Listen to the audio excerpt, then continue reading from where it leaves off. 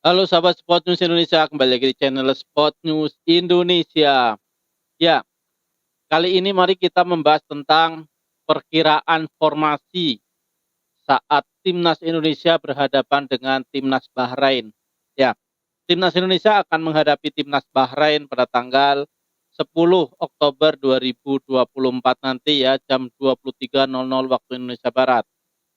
Dan dengan kedatangan atau tambahan tenaga baru ya, Miss Hilgers dan Eleonor Renders.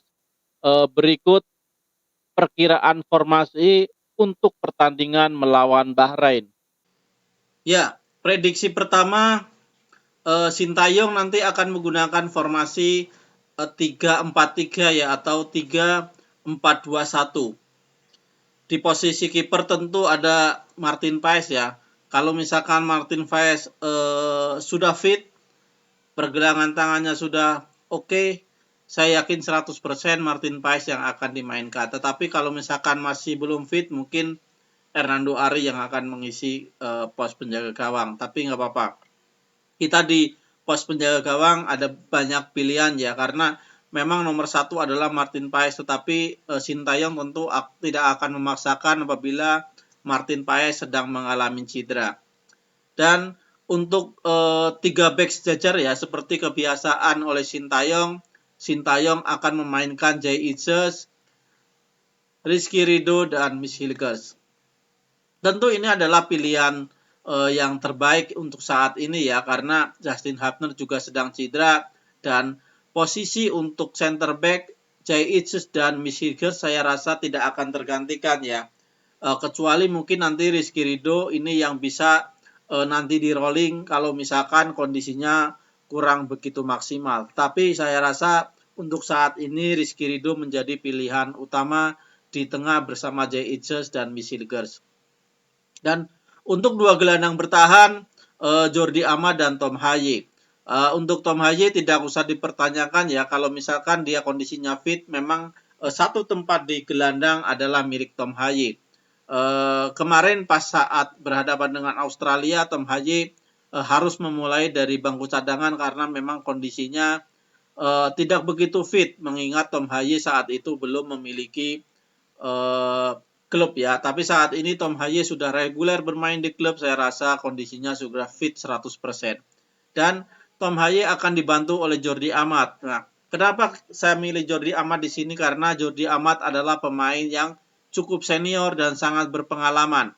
Dia sangat tenang di tengah, walaupun posisi aslinya sebagai back ya, tetapi Jordi Amat bisa dimainkan sebagai gelandang bertahan, dan di situ Jordi Amat mempunyai ketenangan, dan yang terutama adalah passing-passingnya yang sangat bagus serta body balance-nya bagus sekali.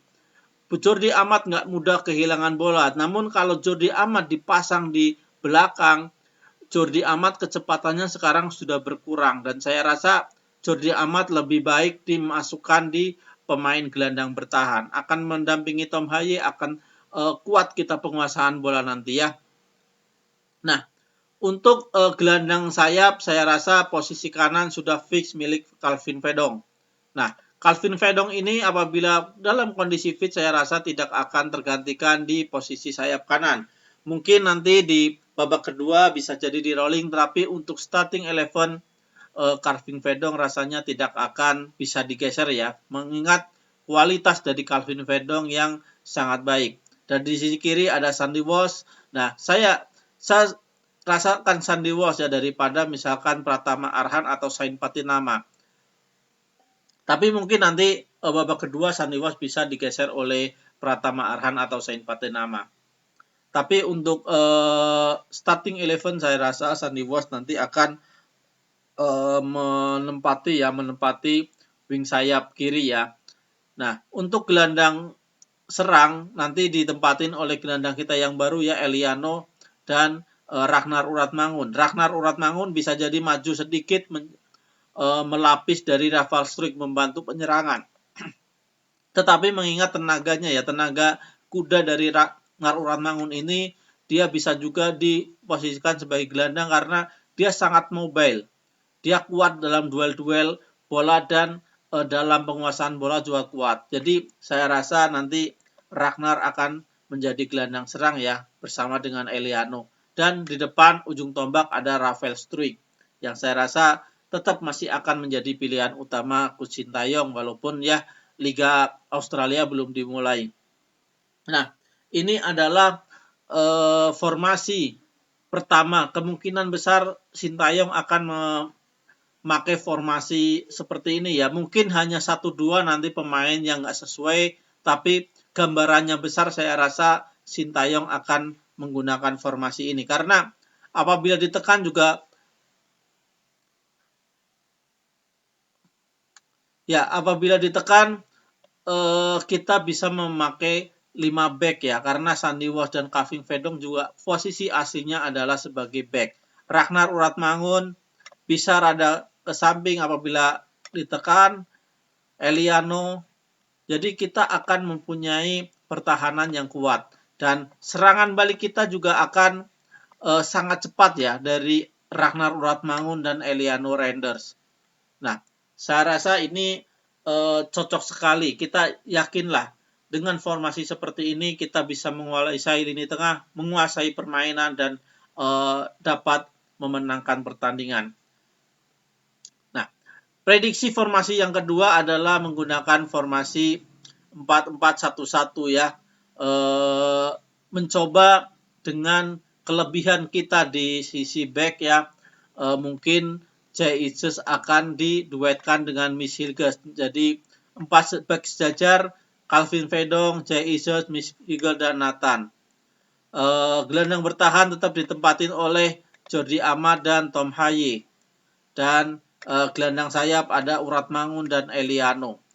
Marcelino Ferdinand akan ditempatkan di belakang striker ya, mengantisipasi bola-bola dari Rafael Struijk ya. Rafael Struijk tetap akan menjadi ujung tombak dan Marcelino Ferdinand membackup dari belakangnya.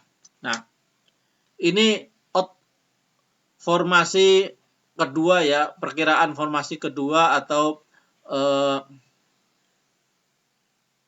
ya pilihan lainnya dari misalkan Sintayong berani menggunakan 4 back sejajar. Nah, tapi karena di pemain-pemain kita yang bermain di Italia dan di Belanda kebanyakan di sana menggunakan 3 back sejajar dan tidak terbiasa menggunakan formasi 4 back sejajar. Jadi saya rasa pilihan formasi pertama akan sangat relevan ya dengan strategi oleh Coach Sintayong dan pengalaman dari pemain-pemain kita di klub. Saya rasa tetap menggunakan formasi 3-4-2-1 atau 3-4-3 atau 3-6-1. Dan ini membuktikan Indonesia sebenarnya memiliki kedalaman skuad yang sangat bagus ya. Karena di bangku cadangan kita masih ada Sain Patinama, masih ada Nathan, ada Arhan, ya ada Asnawi, Kambuaya, Marcelino, Ivar Jenner, masih banyak sekali. Egy Witan juga masih banyaklah pilihan buat pemain-pemain kita dan saya rasa kedalaman skuad dari timnas Indonesia sangat bagus sekali dan saya rasa Indonesia layak untuk lolos ke Piala Dunia 2026. Ya, seperti yang dikatakan oleh pelatih Jepang, dia juga yakin kalau Indonesia akan bisa ke Piala Dunia 2026. Dan mari kita doakan, mari kita dukung ya, mari kita dukung dan kita doakan bersama supaya Indonesia mampu mengalahkan Bahrain. Saya prediksi skornya adalah 2-0 untuk Indonesia atau 3-1. Ya minimal selisih 2 gol ya atas Bahrain. 2-0 atau 3-1 dan saya rasa Indonesia akan menang melawan Bahrain karena Indonesia hebat.